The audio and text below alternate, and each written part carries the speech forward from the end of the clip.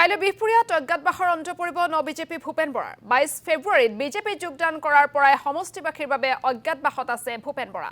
কাইলৈ মুখ্যমন্ত্ৰীৰ আশীৰ্বাদ যাত্ৰাৰ দিনাই সমষ্টিবাসীৰ সন্মুখলৈ ওলাই আহিব ভূপেন বৰা। মুখ্যমন্ত্ৰীৰ আগমনক লৈ উৎসাহী ভূপেন বৰা।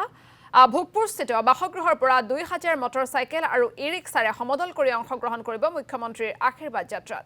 ইতিমধ্যে মুখ্যমন্ত্ৰীৰ ইংগিতত বিহপুৰীয়াৰ পৰাই নিৰ্বাচন খেলাৰ প্ৰস্তুতিত নামি পৰিছে বিজেপি ভূপেন বৰা।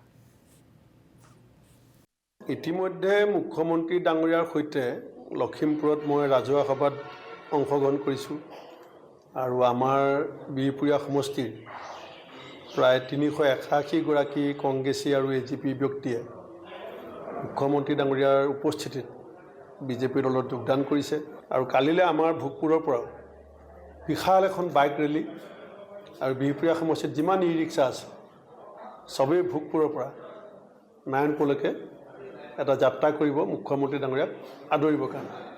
গতিকে এতিয়া আৰু তাৰ বাদে মই যিখিনি আমাৰ স্থানীয় কাৰ্যসূচী তাত জেগাই জেগাই আদৰণি হ'ব, জেগাই জেগাই সাংস্কৃতিক অনুষ্ঠান হ'ব, জেগাই জেগাই ভাষণ হ'ব।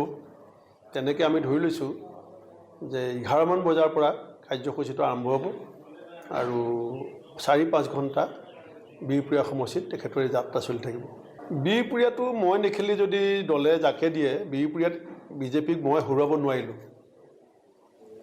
ময়োতো কম যুঁজা নাই, ময়োতো দুবাৰ জিকাৰ পাছত যেতিয়া মোক বিহপুৰীয়া মানে ভালকৈ চিনি নাপায় তেতিয়া মই MLA হৈছোঁ। তাৰপাছত ৰুলিং পাৰ্টিৰ MLA হিচাপে 10 বছৰ কাম কৰিছোঁ। তাৰপাছত মোৰ 10,000 ভোট আগতকৈ বাঢ়িছে যোৱাবাৰ, বিজেপিৰ 5,000 ভোট যোৱাবাৰ কমিছে। তাৰপাছতো মই বিহপুৰীয়াত বিজেপিক ঘূৰাব পৰা নাই। গতিকে যিটো সমষ্টিত কংগ্ৰেছত ভূপেন বৰাই বিজেপিক ঘূৰাব নোৱাৰে সেইটো সমষ্টিত বেলেগে ইয়াত বিজেপি ঘূৰাব পাৰিব নেকি?